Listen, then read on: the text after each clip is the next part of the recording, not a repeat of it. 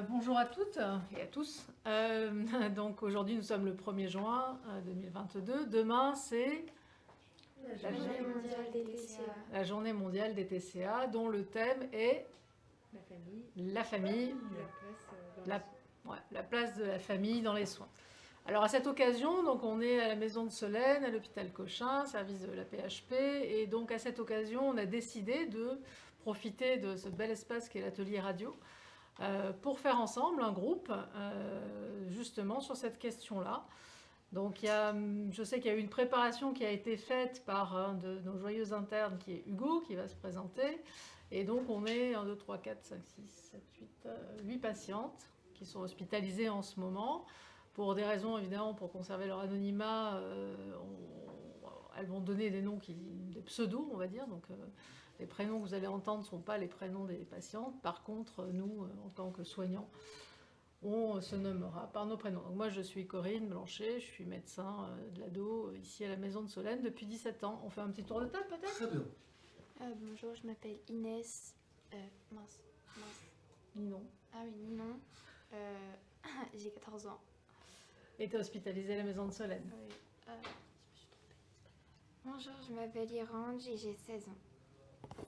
Moi, c'est Pomme et j'ai 16 ans aussi. Je m'appelle Angie et j'ai 14 ans.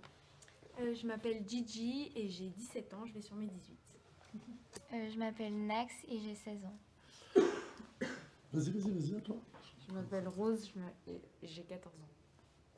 Je m'appelle Pivoine et j'ai 16 ans. Je m'appelle Fraise et j'ai 17 ans. Je m'appelle Nuage et j'ai 13 ans. Alors moi, bonjour, je m'appelle Hugo, je suis interne de pédiatrie et je travaille à la maison de Solène là pour encore 6 mois. Et vous savez que moi, vous avez préparé cet atelier. Je suis très content d'avoir participé à ce petit atelier. On va aussi présenter Madame Ridi. Oui, Alice Ritty, je suis psychologue depuis désormais 13 ans ici à la maison de Solène.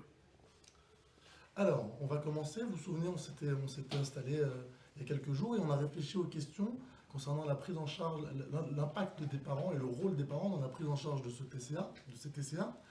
Et la première question que vous m'avez posée, et auquel je n'ai pas voulu vous répondre parce que j'ai préféré que vous y répondiez maintenant, c'est qu'est-ce que ça veut dire la famille ? À quel niveau, quelle est la précision de la famille dans la prise en charge du TCA ? C'est-à-dire que, on me dit, est-ce qu'il y a les frères, est-ce qu'il y a les sœurs, est-ce que c'est que les parents ? Et moi, ma première question, justement, c'est à votre avis, de quoi vous avez besoin, de quelle largeur de famille vous avez besoin dans la prise en charge, justement, de ces troubles du comportement ? Alors, Pivoine. Alors, ce qu'on va faire, c'est qu'on va laisser le micro pour Hugo et puis nous, on va se passer le micro pour les interventions. Pour moi, la famille qui doit être présente lors de la prise en charge du TCA, c'est avant tout ceux avec qui on vit. Donc, tous ceux qu'on peut voir au quotidien et qui nous entourent. Donc pour toi, c'est plus la famille au sens nucléaire, c'est les personnes avec qui tu vis, Voilà. qui vivent sous le même toit que toi. Exactement. Alors, Gigi, dis-moi, ton point de vue à toi. Pour moi, la prise en charge doit se faire... en tout cas, ce qui a été bénéfique pour moi, c'était que toute ma famille s'investisse dans les soins, chacun à son échelle. Forcément, c'était mes parents qui étaient les plus présents parce qu'on vivait au quotidien ensemble et que justement, ils étaient confrontés tous les jours à mon symptôme. Mais aussi le fait d'avoir l'appui de mes frères, l'appui de mes oncles et tantes, mes cousins, justement, c'était assez important d'avoir différentes générations qui s'impliquaient et pour mieux se comprendre aussi, c'est important. Et par ailleurs, justement, je me suis un peu reconstitué une famille de cœur sur des gens qui n'étaient pas forcément de bon sang, mais qui comptaient pour moi et qui, justement, ont été un peu une deuxième famille et m'ont aidé à aller de l'avant pour lutter contre cette pathologie. Donc c'est très intéressant, on a déjà une première diversité. On a certains d'entre vous qui préfèrent vraiment avoir un socle, une famille nucléaire autour d'eux pour les aider, et d'autres qui au contraire préfèrent un peu d'élargir le champ des gens qui sont là pour les aider. Angie, toi tu avais une opinion là-dessus. Moi, au début de mon hospitalisation, ma pire crainte, c'était que personne ne prenne de mes nouvelles et j'avais peur de me retrouver seule face à cette maladie qui est une maladie complexe et très, très, très prenante. Mais finalement, toute ma famille a pris des nouvelles par le biais de mes parents et même en m'envoyant des messages. Et c'est une des choses qui m'a le plus aidée parce que j'ai pu m'appuyer sur ces personnes qui m'ont aidée et qui comptent toujours autant et qui compteront toujours autant pour moi. Très bien. Les autres, vous avez quelque chose à dire? Gigi, tu veux reprendre la parole? Oui, c'est vrai que, au début de mon hospitalisation aussi, c'était tout d'abord assez dur pour moi d'admettre que je souffrais de cette pathologie. Et quand j'ai réussi justement à me l'avouer à moi-même, c'était beaucoup plus simple pour moi d'en parler aux autres autour de moi, parce qu'au début, c'était un peu une honte. Et je cachais même, ne serait-ce que, oui, une partie de ma famille ou à mes amis, que le simple fait que j'étais hospitalisée. Et en fait, le fait de libérer la parole, ça m'a beaucoup aidée, parce que j'avais peur, justement, en parlant, d'être jugée. Mais au contraire, j'ai eu beaucoup de soutien. Et il s'est avéré que dans mon entourage, il y avait beaucoup de personnes qui connaissaient des jeunes filles qui avaient souffert de la même pathologie. Et le fait de voir que justement, on n'est pas seul au monde face à son symptôme, c'est important. Alors Ninon, tu voulais dire quelque chose? Moi personnellement, ceux qui m'ont le plus aidé, c'est mes parents et mon frère et ma soeur. Et ça m'a permis d'être hospitalisée, même si on est à distance, ça m'a permis dans les moments où on se retrouvait, d'être encore plus proches. Et même aujourd'hui, ça nous a beaucoup rapprochés. Ah, donc toi, tu considères que cette hospitalisation, en tout cas des hospitalisations, permettent aussi de rapprocher le centre de la famille, le noyau de la famille? Oui, et même, Ok. même les autres personnes de ma famille que je connaissais pas vraiment, elles ont pris de mes nouvelles, on a appris à se connaître et du coup, ça fait encore plus de gens pour soutenir et du coup, c'est réconfortant, quoi. D'accord. Donc c'est même un élément déclencheur à la rencontre de nouvelles personnes de ta famille? Ok. Mirange? Je suis totalement d'accord avec Ninon. Pour moi, la famille, vraiment, ok, il y a les personnes qui sont touchées en première ligne, comme nous qui vivent la maladie au quotidien, comme nos parents ou nos frères et sœurs, mais il y a aussi toutes les rencontres qu'on a fait avant la maladie, pendant ou finalement peut-être après, et qui nous aident au quotidien, comme nos amis ou... Et quelle place tu penses que la famille a dans cette prise en charge de la maladie, comme tu dis? Ils sont là pour... Pour toi, comment ça a joué, par exemple? je sais que par exemple, ma petite sœur, si elle est très jeune et qu'elle comprenait pas forcément, elle a toujours été là présente, à me proposer des choses. Mais par exemple, ma grand-mère qui vivait pas au quotidien avec moi, on parlait pas forcément de la maladie. Et bon, avec ma maman, on en parle beaucoup plus, mais du coup, c'est vraiment une personne qui m'épaule au quotidien. Et c'est aussi les décisions que on prend tous ensemble, mais aussi parfois que notre famille prend pour nous qui aident finalement. Ok. Il y en a une autre d'entre vous? Gigi, tu voulais redire quelque chose? Oui, c'était juste justement pour rejoindre ce que disait Ninon. C'est vrai que, à mon grand étonnement, c'est un peu justement mon parcours de soins de cette maladie qui m'a permis de redécouvrir ma famille et redécouvrir une relation avec chacun des membres de ma famille. Ça faisait 2 ans que je parlais plus à mes grands frères, que je fréquentais pas mes cousins, que je parlais pas à mes oncles et tantes et que je m'étais beaucoup refermée sur moi-même et que j'avais une relation très très complexe avec mes parents. Et en fait, comme me disait ma mère, on n'a jamais autant causé, j'ai jamais autant dialogué avec mes parents et j'ai jamais autant dialogué avec mes frères. Et c'était pour moi ça m'a fait le plus grand bien de non seulement redécouvrir cette famille, mais même découvrir un peu plus de chacun qui était autour de moi. Alors Pivoine, dis-nous.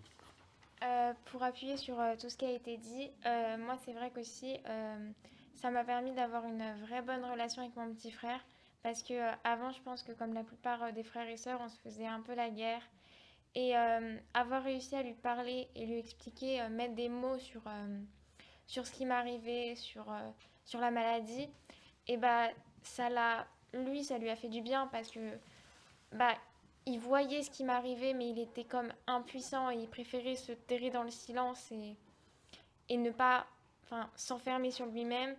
Et c'est vrai que du coup, ça creusait beaucoup et dans la famille, ça faisait de grosses tensions qui n'étaient pas très agréables. Alors Pomme, ça a l'air de t'évoquer quelque chose. Dis-nous ce que t'en penses. Moi, je sais que mes parents et mon petit frère, c'est vraiment eux qui me permettent d'avancer au quotidien. Ils m'ont suivi depuis le tout début de la maladie et ils ont évolué avec moi. Et en particulier mon petit frère, qui au début comprenait pas vraiment, mais au fur et à mesure, il a été de plus en plus présent. Il fait tout ce qu'il peut pour m'aider et je crois que c'est vraiment mon soutien le plus fort. Donc, oui, Iran, tu veux dire quelque chose, dis-nous. Au final, on se rend compte aussi, quand on tombe malade, des personnes qui sont vraiment là pour nous et des personnes qui, au quotidien, vont nous aider. Et parce qu'il y en a d'autres qui nous abandonnent, quoi. Donc si je reprends un peu pour synthétiser, c'est-à-dire qu'il y a une bonne partie d'entre vous qui pensent que le facteur, le centre de la famille, le centre nucléaire, avec c'est-à-dire frères et sœurs, parents, enfants, c'est ce qui est hyper important, mais qu'il ne faut pas négliger aussi l'impact que le TCA peut avoir sur les rencontres avec le reste un peu de la famille. Est-ce qu'on pourrait demander l'avis du docteur Blanchet et Mme Redzi sur justement l'importance de cette famille, à quel niveau c'est important dans une prise en charge d'un TCA? Est-ce que c'est plus la famille nucléaire ou est-ce qu'au contraire c'est vraiment la famille au sens large du terme? Je te répondrai peut-être en évoquant la façon dont les soins ont justement évolué au cours des 20-30 dernières années. Vous savez tous qu'il y a 30-40 ans, la prise en charge des troubles alimentaires consistait à isoler le patient et à mettre à distance la famille, avec l'idée que le patient ne pouvait pas guérir à côté de la famille. Et certains d'entre vous ont encore subi, je pense, ont pu subir des hospitalisations avec des périodes d'isolement. Et on sait à quel point ça, c'est traumatique et compliqué. Alors nous, c'est vrai que la famille, on l'a inclus dans les soins depuis l'ouverture de la maison de Solène. C'est-à-dire qu'on n'est pas les seuls. Je veux dire, aujourd'hui, la plupart des services spécialisés incluent la famille dans la prise en charge pluridisciplinaire. Il est aujourd'hui inconcevable d'imaginer soigner un patient adolescent souffrant de troubles alimentaires sans s'adresser à sa famille. Donc la famille, elle est centrale. Déjà, elle est centrale parce qu'elle est impactée par le symptôme, parce que c'est quand même un symptôme qui naît dans un environnement, alors on va dire, voilà, familial, social, culturel. On sait très bien que ce symptôme, il va avoir un impact sur le fonctionnement du système familial, sur les frères et sœurs. Nous, on anime un groupe de parole avec Alice pour les frères et sœurs de patients qui souffrent de TCA et on voit à quel point ces fratries sont impactées et à quel point ils doivent gérer des émotions extrêmement contradictoires et compliquées et qui se demandent comment ils doivent faire, qu'est-ce qu'ils doivent dire, ils doivent parler de la maladie, ils doivent pas parler, ils doivent en parler à leurs copains, ils doivent pas en parler.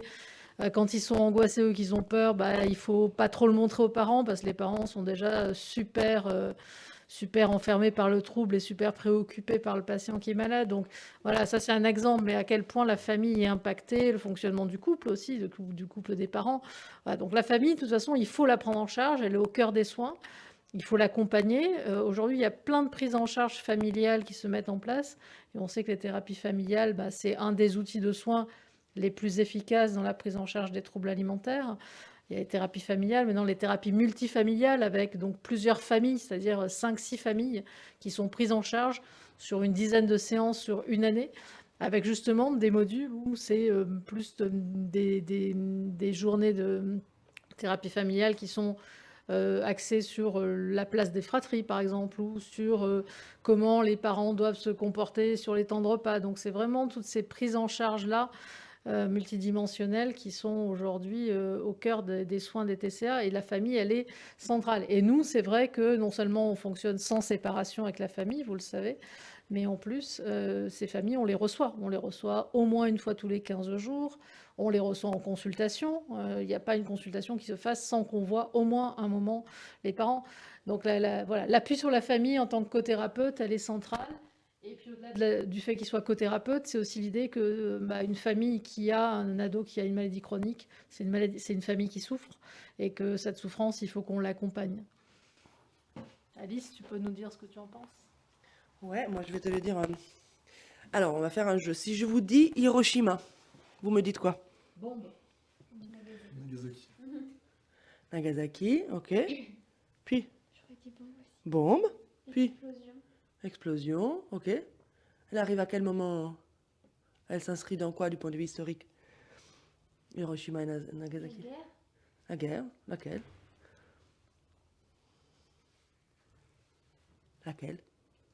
Allez, cours d'histoire, on révise. Hein? Seconde Guerre mondiale. On est d'accord. Est-ce que vous pensez que Hiroshima et Nagasaki suffisent pour comprendre tout ce qui se passait dans la Deuxième Guerre mondiale? On est d'accord? Ah, pas du tout. Ok? C'est en effet une bombe terrible, mais ça ne suffit pas. Ok, le symptôme anorexique, c'est pareil. C'est une bombe atomique, hein, un truc hyper destructeur qui arrive, Qui cache quelque chose.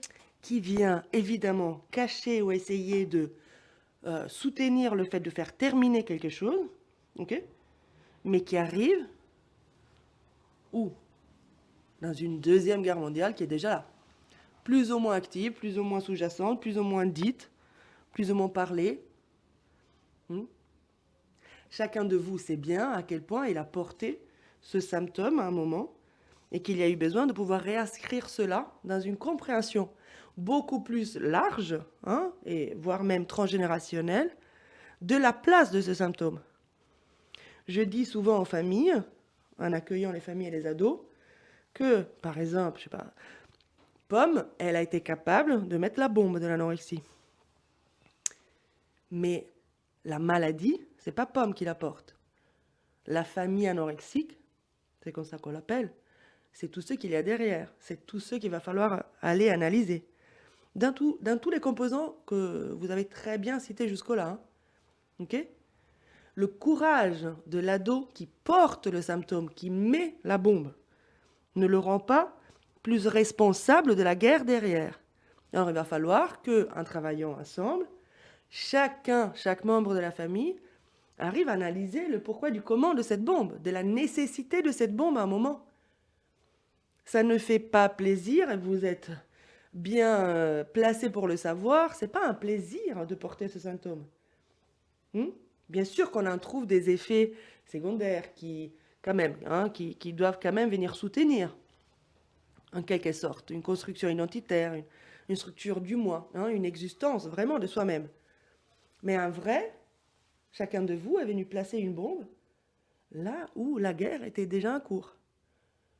Voilà comment je dirais, pour moi, la place de la famille. Okay? Et on ne va pas arrêter la guerre si on n'invite pas les familles à faire partie de l'analyse des choses. Voilà. Didi, tu voulais dire quelque chose?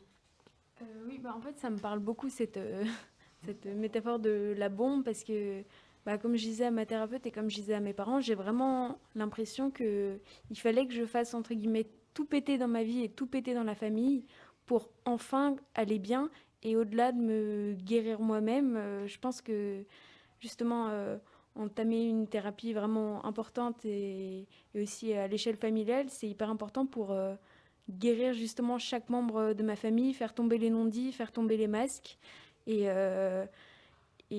qu'on arrête d'enfouir tout ce qu'on pense, tous nos sentiments parce que c'est pas la solution, quoi, tout enterrer et se dire que ça va aller, au final il faut que ça craque et finalement maintenant justement j'ai changé de point de vue parce qu'il y a une de longs mois où je me suis beaucoup reproché d'avoir été atteinte de ce symptôme et je me disais que c'était trop bête d'en être passée par là et que j'étais la seule responsable et que ça se trouve j'aurais pu l'éviter. Et en fait, je me dis si c'était pas la voie d'expression de l'anorexie, ça aurait été autre chose. Mais il fallait tout remettre à plat et que justement ma famille comprenne que j'avais besoin de leur aide et que eux aussi devaient changer des choses dans leur relation et dans la façon dont la famille fonctionnait pour qu'on aille tous mieux. Et donc je pense qu'au-delà d'essayer de guérir moi-même, ça me permet à ma famille de guérir des blessures qui avaient été enfouies. Tout ce que vous dites, c'est très très intéressant. J'aimerais juste revenir sur donc, tout à l'heure, docteur Blanchet Alice, on dit qu'on recevait donc les parents en entretien familiaux. Donc c'est vrai que durant ces hospitalisations, les hospitalisations sont un peu rythmées par des entretiens familiaux. Est-ce qu'il y en a une d'entre vous qui peut expliquer un peu ce que c'est, ce qui s'y dit, comment ça se passe? Alors Angie, dis-nous. Un entretien familial, il va permettre de poser les choses et les différents événements qui ont pu se produire durant les dernières semaines d'hospitalisation. C'est un peu comme si on clarifiait les avancées du patient et ce qui va se passer par la suite. Parce que pour vaincre l'anorexie, il faut aller chercher très loin derrière la maladie bah, pour justement en arriver au bout. Et les entretiens familiaux vont permettre de remettre les choses au clair, remettre les avancées devant et, et pouvoir permettre de clarifier les choses. Et s'il n'y a pas d'entretiens familiaux, bah, au final, on n'est jamais au courant de ce qui se passe vraiment dans la tête du patient et on ne peut pas avancer.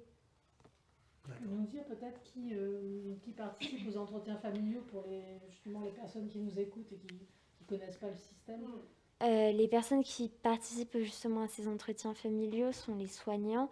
Donc en général, on a une infirmière ou un aide-soignant qui suivent les patients tout au long de l'hospitalisation et qui du coup sont les premiers à remarquer les avancées du patient.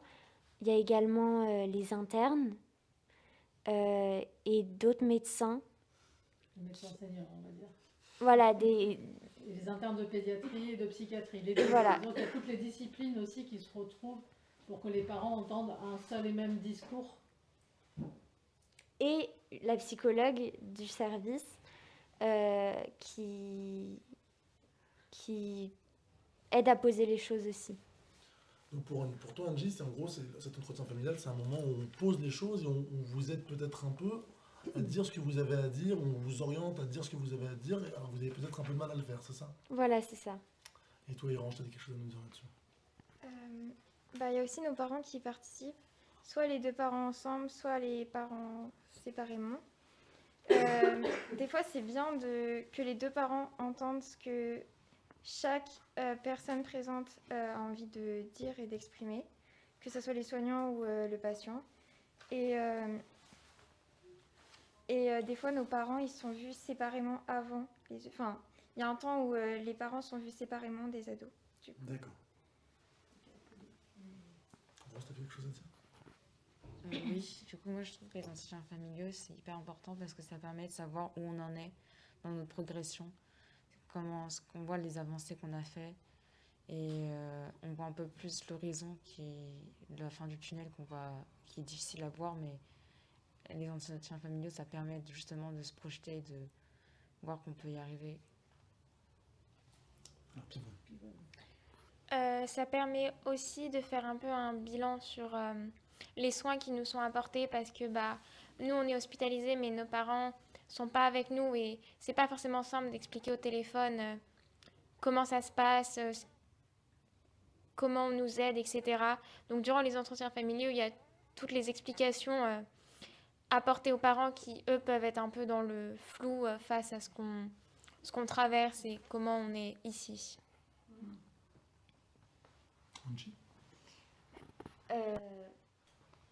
Pour clarifier un peu les choses sur les entretiens familiaux, je dirais que c'est un événement, un moment très angoissant pour les patients parce que justement on a peur de voir les avancées qu'on a faites parce que c'est vrai que plus on se rapproche vers la fin de la maladie, plus on se rapproche d'un retour à la vie normale. Et c'est vrai que ça peut être terrifiant. Et ces entretiens familiaux, moi, de mon expérience, j'étais toujours super angoissée avant d'y aller. Parce que j'avais peur de ce qu'on allait me dire, de qu'on me dise que au final ça avance pas si vite que ça et que je vais jamais m'en sortir, quoi. Et finalement, c'était un grand soulagement parce que à chaque fois, tous les soignants qui étaient là arrivaient à me rassurer et à me dire que oui, je fais des grandes avancées et que ça va de mieux en mieux, quoi. Et j'ai toujours eu besoin que quelqu'un me le dise pour en être sûre. Donc en gros, même si c'est pas on dit pas tout le temps des choses qui font plaisir, c'est quand même toujours la façon de faire un pas en avant dans la prise en charge. Voilà, exactement. Ok. Et alors, je suis revenu sur une question. Il y a Irange qui voulait dire quelque chose. Alors, Irange, dis-moi. Des fois, il y a quand même des EF stressants qui se passent pas forcément bien parce que soit parce qu'on n'avance pas ou parce qu'il s'est passé des choses particulières. Mais ça permet aussi des fois de rebondir nous-mêmes et finalement ça aide. Ok. Gigi, tu veux dire quelque chose concernant cette Non, mais c'est drôle parce que moi j'identifie assez ça à un conseil de classe.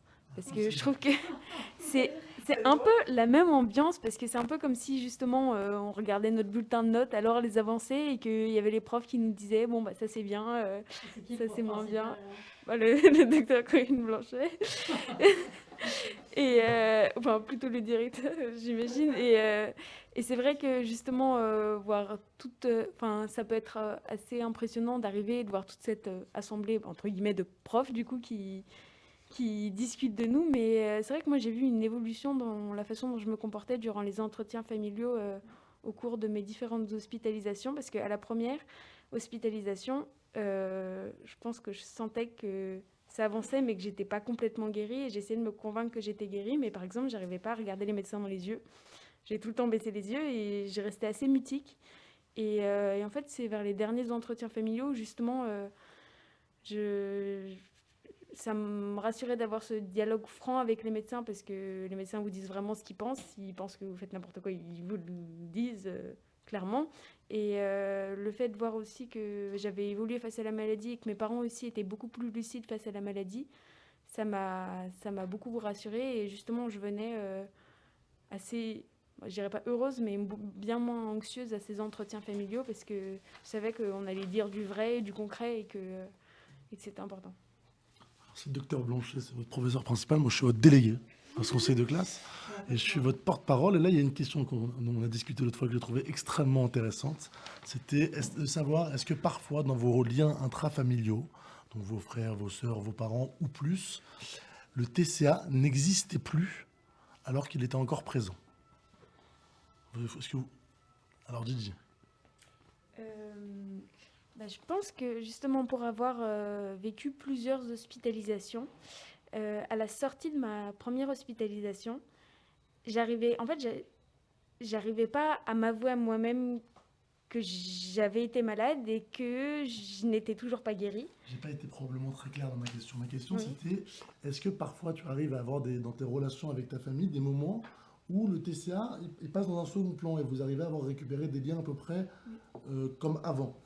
Voilà. Justement, ça, c'était très important pour moi, et on a mis ça au clair avec mes parents. Ça, forcément, en tant que patient convalescent, ça reste omniprésent, cette question de la maladie dans les relations familiales. Mais c'est vrai que, par exemple, il y a ma mère qui m'a dit moi, je veux que maintenant, on parle plus qu'on n'ait plus à parler de nourriture tout le temps, et qu'il y a tellement d'autres choses dans la vie qui sont bien plus intéressantes. Donc maintenant, on arrive à se détacher un peu justement de juste le symptôme et juste ce autour de quoi ça tourne pour parler de choses plus constructives. Moi, je me suis rendu compte que c'était ma famille, en dehors de mes parents, qui arrivait le plus à me réconforter, parce que justement, ces personnes-là, elles étaient plus détachées de mon trouble alimentaire, et elles, comment dire, elles arrivaient à me parler d'autres choses que de l'alimentation, de mon hospitalisation. Et par exemple, si je devais donner un exemple, c'est ma tante qui, pendant mon hospitalisation, a adopté un cheval. Et pendant toute mon hospitalisation, j'ai pu suivre l'évolution de ce cheval, et j'ai pu me changer les idées en me disant, voilà, après ton hospitalisation, Angèle, tu auras la chance, quand tu seras guérie, de monter ce cheval et de te libérer totalement, parce que l'équitation, c'est un peu ma libération, c'est ma passion. Et le fait de parler d'autre chose que de mon trouble alimentaire, ça m'a aussi encouragée à en finir et à retrouver une vie normale. Par exemple, pour nos petits frères et sœurs, on n'est pas une maladie avant tout, on est la grande sœur. Pour nos parents, on est les enfants. Alors pourquoi on devrait être une maladie finalement? Oui, il y a toujours, ils ont toujours peur pour nous, ils s'inquiètent toujours pour nous. Mais il y a des moments où on oublie. Et des fois, même nous, on oublie qu'on est malade, et parce que pendant quelques jours, quelques instants, quelques heures, on vit des moments comme une personne normale. Et du coup, ça fait juste du bien en fait.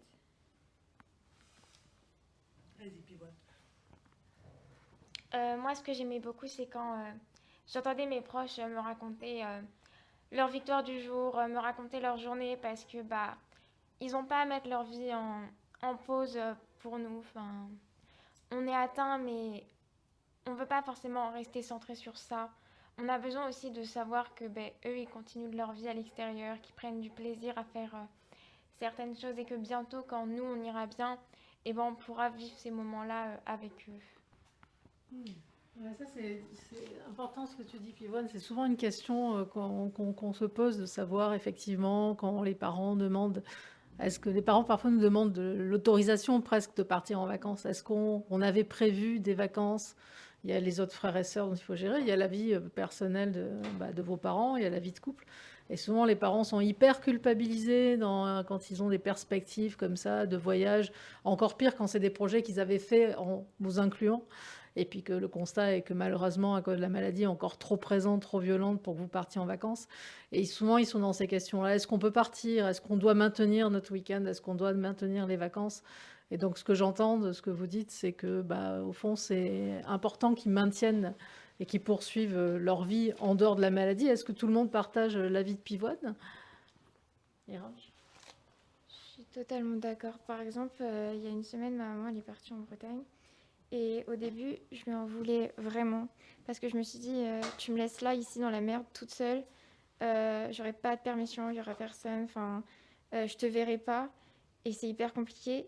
Et au final, je me suis rendu compte que, et elle me l'a dit, et elle a tout à fait raison, que pendant 2 ans, 3 ans, voire 4 ans, elle avait mis sa vie en pause.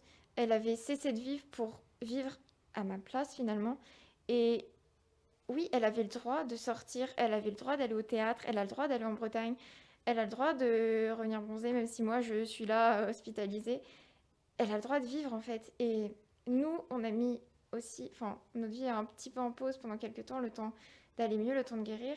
Et après, on pourra repartager des choses ensemble.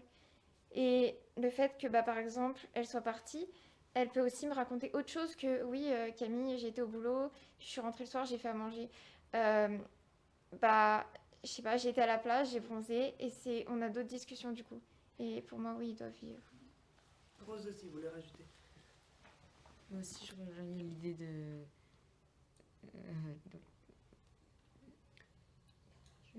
Erange, que oui, nos familles ne devaient pas se mettre en pause et arrêter de vivre parce qu'on n'allait pas bien et pas bien avec nous, parce que être entouré de gens qui vont pas bien, c'est encore pire, enfin, ça aide pas.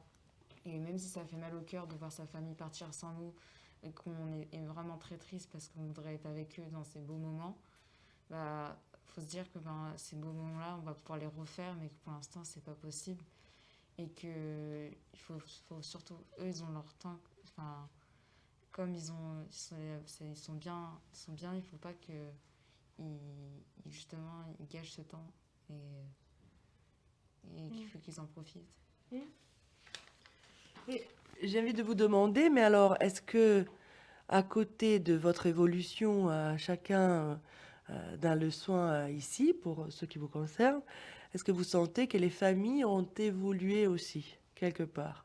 Et comment? Si c'est le cas, comment? Vas-y, Gigi.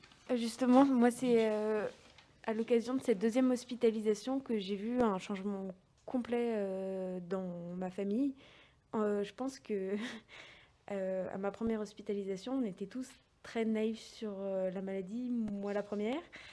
Et mes parents avaient absolument le désir de bien faire, mais en fait, l'anorexie mentale, c'est une maladie tellement complexe et je dirais tellement vicieuse et qui a tellement de pouvoir que, en fait, je pense que toute ma famille s'est rendu compte que même avec toute la bonne volonté qu'on pouvait avoir, on ne pouvait pas s'en sortir tout seul et qu'on avait besoin d'aide et d'aide de spécialistes et que le chemin allait être long, que c'était pas non plus en un mois qu'on guérissait, que c'était un travail qui se faisait sur le long cours et que c'était pas forcément parce qu'on était plus ou moins guéri de façon somatique parce que on avait repris un poids plus sain, qu'on était complètement détaché de cette maladie. Et c'est vrai que ma famille maintenant est beaucoup plus lucide face à la maladie et je dirais engage vraiment un bras de fer et se laissera plus marcher sur les pieds. Et c'est pas forcément facile à vivre au quotidien, mais pour moi, c'est aussi un rassurement de me dire que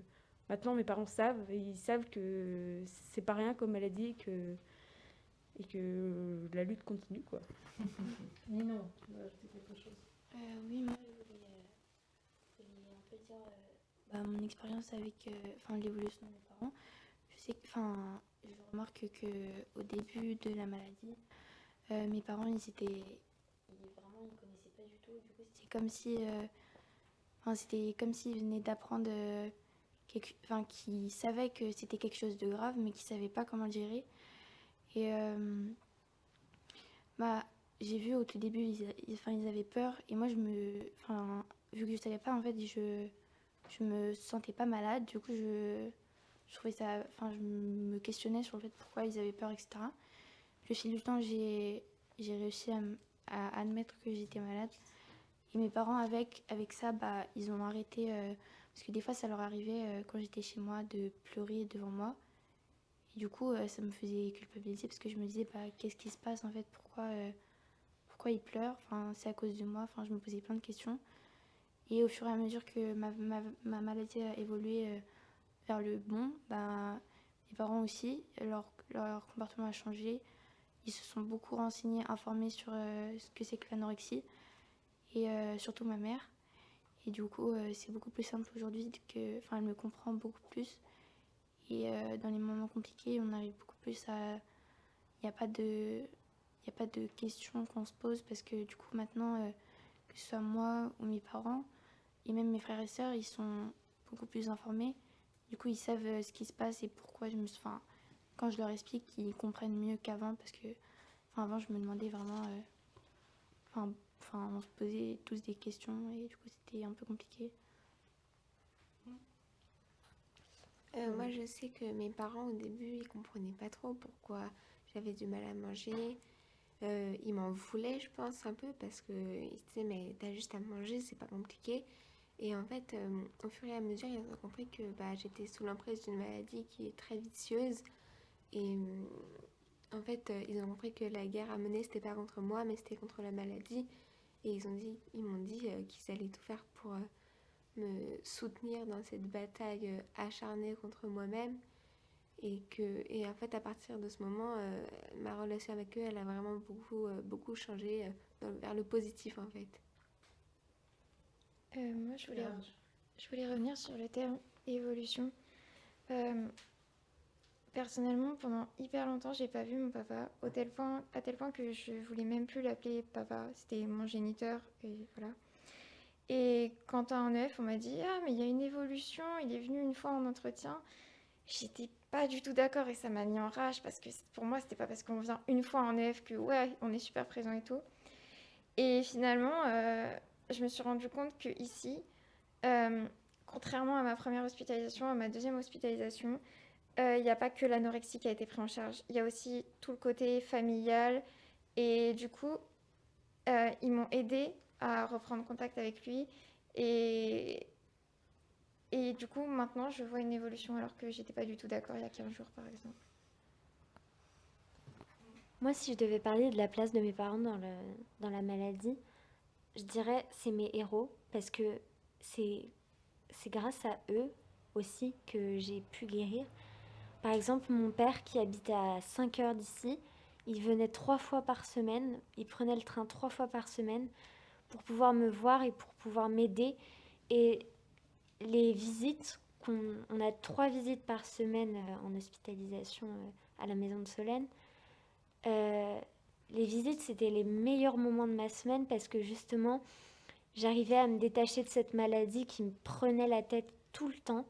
Et ils pouvaient me raconter ce qu'ils faisaient dans leur journée, ce qui se passait au travail. Et ces moments où je pouvais m'éloigner du symptôme, c'était les meilleurs moments de ma semaine. Et je voudrais ici remercier mes parents, parce que c'est grâce à vous que j'ai réussi à m'en sortir, et c'est grâce à votre aide que maintenant je suis à l'extérieur et que je continue à battre la maladie. Donc il y a à la fois ce qui est du jugement externe, mais surtout interne aussi. Hein? J'ai l'impression, Gigi, que tu dis aussi à quel point les parents passent par une période, et je pense que ça, en effet, hein, c'est important à remarquer, parce que la plupart des familles passent par une période, tu l'appelais de naïveté, de non prise au sérieux des symptômes, ou aussi de, comment dire, de pouvoir tomber dans le piège du symptôme, c'est-à-dire de croire je veux juste faire du régime, j'ai juste besoin de perdre du poids, ou j'ai juste plus envie de faire du sport, voilà, et d'y croire vraiment. Et je pense que la remise en question successive aussi, c'est du moment où il y a hospice, du moment où il y a prise en charge, c'est aussi de lâcher prise du point de vue des parents aussi là-dessus, pour croire aux médecins, comme tu dis, c'est-à-dire de déplacer où est la parole qui porte un enjeu de réalité vis-à-vis d'une pathologie. Pivoine. Moi, je prends surtout l'exemple de mon papa. Il a déménagé assez loin de la région parisienne. Et au début, c'était comment tu peux comment tu peux faire ça parce que, en fin de compte, je le voyais qu'une semaine par vacances, qui est très peu. Et quand j'ai commencé à aller mal et qu'il me voyait petit à petit perdre beaucoup de poids, aller mal, me renfermer sur moi-même, vu que c'était des moments où on se voyait tellement peu, il faisait comme si tout allait bien, comme si la maladie n'était pas présente. Il voulait pas vraiment ouvrir les yeux et voir que j'avais mal, parce que pour lui c'était des moments très précieux et il voulait pas justement perdre ces moments-là, et voilà.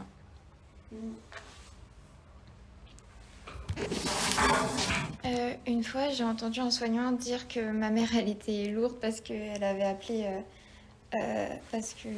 pour un problème. Et je me suis sentie vachement triste qu'on pense ça de ma maman, alors qu'elle voulait juste m'aider parce que j'étais mal et que je pleurais dans ma chambre et que je n'osais pas le dire. Et du coup, sur le coup, ça m'a mis mal. Par rapport au jugement que les parents peuvent ressentir. Et Pam, tu voulais dire autre chose tout à l'heure? Oui, mais c'est quand on parlait des moments passés avec les parents. Moi, les moments passés avec mes parents et mon petit frère, c'est vraiment... c'est tout pour moi. C'est vraiment les moments où je peux penser à autre chose. Et aussi, les permissions, c'est les meilleurs moments de ma semaine. J'attends que ça. Les moments passés avec ma famille en dehors, ça me sauve vraiment. Et ouais, vraiment, les permissions, les visites, le contact avec mes parents, c'est hyper important. Et les permissions, on les attend, on est limite derrière la porte et ça nous rebooste tellement, c'est tellement bénéfique. Et à quel point l'anorexie vient, je reviens un peu à la question que Hugo vous posait au début, à quel point l'anorexie vient être à nouveau la langue familiale, c'est-à-dire à quel point vous laissez que le symptôme vienne dicter comment on parle, de quoi on parle, qui fait attention à qui, ou est-ce que vous sentez, chacune et chacun, une transformation vis-à-vis de quelque chose qui devient d'une sécurité familiale qui n'a plus besoin de parler anorexie. Je vois la tête de Nina, tu veux qu'elle reformule la question? Nina, c'est bon, je la décrypte. Vous n'avez pas compris la question? Ok. Alors, si on dit que l'anorexie arrive pour faire exploser quelque chose dans une famille qui parle russe, ok? Du coup, quelque part, la famille commence, d'abord en refusant, puis en banalisant, puis en disant que c'est de la faute de l'ado, et ainsi de suite. Chaque famille avec sa manière de réagir, mais à un moment, la famille commence à pouvoir parler anorexie. C'est bon. Mais du coup, quelque part, c'est l'anorexie qui fait qu'on voit plus papa, qu'on voit plus maman, que les parents se remettent en discussion, que les frères et sœurs sont là, prêts à comprendre, que les grands-parents qu'on n'a pas connus arrivent, que les oncles et tantes soient beaucoup plus présents et s'activent un peu plus. du coup, on rend l'anorexie fonctionnelle. C'est-à-dire que qu'est-ce qui vient rassurer du fait qu'à un moment, la famille va être capable de parler, rassurer, hein, rassicuration, sécurité affective, sans plus besoin qu'il y ait de l'anorexie. L'anorexie, elle arrive pour nous aider à crier à l'aide parce qu'on n'est pas en capacité de prévenir nos proches qu'en fait ça va pas du tout. Et l'anorexie, c'est un peu comme un haut-parleur qui vient augmenter le son de notre voix pour dire en fait non, ça va pas. Et à partir du moment où on a entendu cet appel à l'aide, l'anorexie, elle diminue peu à peu pour après nous laisser la place et nous laisser la chance de crier nous-mêmes à l'aide. Et c'est à partir du moment où on va réussir à dire non, ça va pas, réussir à prévenir nos proches que on peut jeter l'anorexie à la poubelle et lui dire c'est bon, j'ai plus besoin de toi, maintenant tu peux partir, je suis libérée de tous ces symptômes anorexiques. C'est ce qu'on appelle la fonction, pour le dire autrement, c'est ce qu'on appelle la fonction du symptôme, dans des mots plus simples. À quoi sert l'anorexie ? Elle a toujours un rôle, une fonction à un moment de votre vie où vous êtes un peu dans une impasse. Avec la famille aussi, oui. Avec la famille aussi, à titre personnel. On va devoir conclure. Oui. Moi, justement, pour conclure, pour faire un petit résumé de tout ce qu'on a dit, je pense que l'anorexie, c'est une maladie qui, du grand public, est assez peu connue et que, dans le sens où moi-même, la première, je pensais que c'était juste le fait de ne pas manger, mais ça traduit quelque chose de bien plus profond que la souffrance d'un patient et au-delà de sa souffrance personnelle, une souffrance familiale. Et je pense que pour guérir le patient, il faut que la famille soit très investie et accepte de se guérir elle-même, parce que c'est seulement comme ça que tout le monde pourra s'en sortir. Bon, parfait.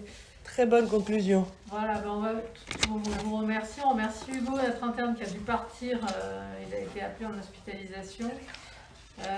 Merci à Julien d'avoir enregistré une partie de nos échanges. Et puis, bonne journée du 2 juin à toutes. Et merci.